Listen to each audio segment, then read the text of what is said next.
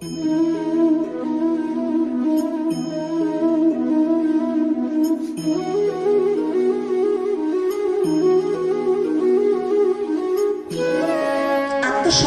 করে যে দুবাহু তুলে আমাকে আত্মসমর্পণ করে যে ডাকে, আমি শুধু একই জন্ম নয়, জন্ম জন্ম জন্মান্তরে আমি তার হয়ে রই। তাই গৌর হরি জগজীবিকে উদ্দেশ্য করে হই হই হই হই হই হই বললেন, হই হই বলিয়া গোড়াল ফিরায় পাচুরি। গৌরী হরির ভাবময় ভাবময় ছটার শুনে কোনে গৌর ভক্ত গানি বললেন, গৌর হরি গৌর হরি আজারে নদী আর ভাবে না, দেখছো না গৌর হরি কত আনন্দ করে চলেছে। বাহু তুলি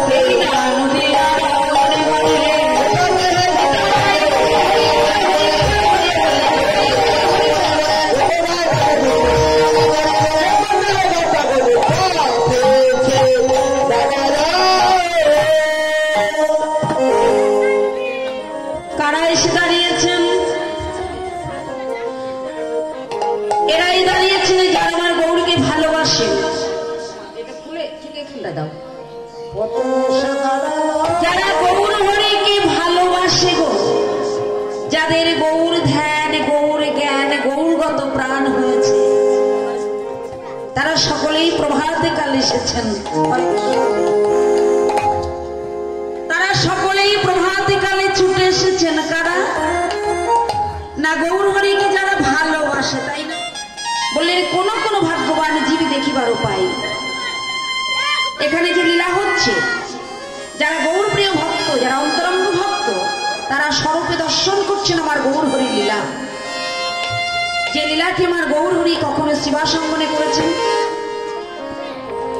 ভক্তগণকে সঙ্গে করে গৌর শিবাসঙ্গনে হরি নাম সংকীর্তনে মেতে রইতেন, তাই না? প্রতিদিন সন্ধ্যাকালে শিবাসঙ্গনে। আজও এই অঙ্গনটি হলো শিবাসঙ্গন। শ্রী শব্দে কি বোঝাই? শ্রী শব্দে বোঝাই সুন্দর, আর অঙ্গন শব্দে একটি গৃহ বা বাসভবন কিংবা একটি মন্দির। তাহলে আজকে এখানে একটি মন্দির, শিবাস মন্দির, তাই না? যখন পঞ্চতত্ত্বকে আহ্বান করা হয়েছে অধিবাসের দিন, 64 মহান্ত দ্বাদশ গোপাল, 6 চক্রবর্তী, অষ্টকবিরাজ সবাইকে আহ্বান করে যার যার যোগ্য আসনে বসানো হয়েছে। তাহলে এটা একটি অঙ্গন। যে অঙ্গনটি সুন্দর হয়, সেই অঙ্গনে আমার গৌর হরি নৃত্য করেন। কি গো, তাই না? অন্ধকার গৃহে কি আমার গৌর থাকেন? থাকে না। যে অঙ্গনটি সুন্দর হয়, সে অঙ্গনে আমার গৌর হরি নৃত্য করেন। যেমন এই অঙ্গনটি, এই দেহটি, এই দেহটি হলো একটা মন্দির। এই মন্দিরটি যদি শুদ্ধ না করা যায়, মন্দিরটি যদি পরিষ্কার না করা যায়, এই অন্ধকার মন্দির আমার গৌর হরি কোনোদিন নৃত্য করবেন না। তাহলে এই চিত্ত আগে শুদ্ধ করতে হবে সদ্গুরু কৃপাশ্রয় করে। শাস্ত্রে বলেছে গুরু কৃপা হি কেবলম, গুরু কৃপা হি কেবলম, গুরু কৃপা হি কেবলম। সদ্গুরু কৃপাশ্রয় করে কেউ যদি এই মন্দিরটি ধৌত করে, এই মন্দিরে ধূপ প্রদীপ জ্বালে, যেমন একটা অন্ধকার গৃহ। বাস্তবে একটা কথা বলবো, যে মন্দিরে আমরা রয়েছি এখন বর্তমান, যে ঘরে, ঘরটিতে কোনো মানুষ থাকে না, অথবা ঘরটিতে আবর্জনায় ভরা। ঘরটাতে যদি সুন্দর করে পরিষ্কার করা যায়, এখানে ধূপ প্রদীপ জ্বালানো যায়, তাহলে গৃহটি অতি সুন্দর লাগে, তাই না?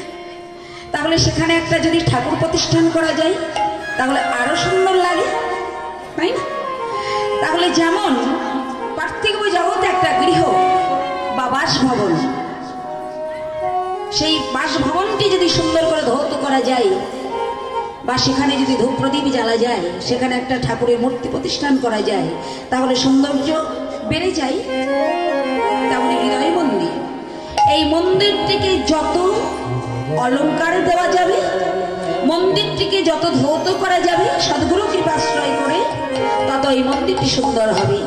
আর যে মন্দির সুন্দর হয়, সেই মন্দিরে আমার গৌর হরি নৃত্য করে। তাহলে আজ আমার গৌর হরি নৃত্য করছেন কোথায় গো? কখনো শিবাসঙ্গনে, কখনো নদীয়ার ঘাটের পথে, কখনো মাঠের পথে। আজ গৌর নৃত্য করছেন কোথায়?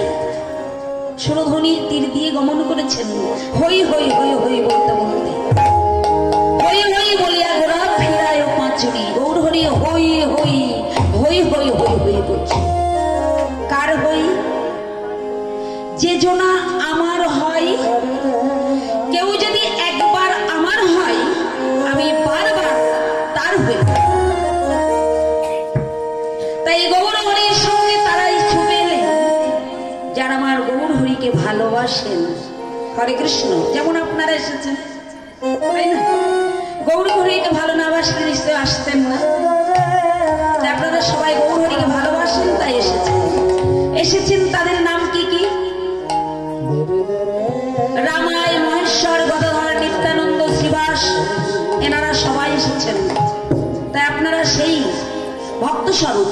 কেউ শ্রীবাস, কেউ রামানন্দ, কেউ নিত্যানন্দ, কেউ গদাধর, কেউ অদ্বৈতাচার্য, 64 মহান্ত দ্বাদশ গোপাল নিয়ে আমার প্রভু লীলা করতেন। আজকে বর্তমান লীলায় গৌর হরি দ্বাদশ রাখালদের মনোভাবে যত ভক্তগণকে 12টি রাখাল মনে করলেন, অর্থাৎ 12টি রাখাল। তাই সেই রাখাল নিয়ে যেমন গোষ্ঠী গমন করতেন, আজ সেই নবভাবে বিভোর হয়েছিল আমার গৌর হরি। সেই নবভাবে বিভোর ছুটে এলেন। কারা? নারাবায়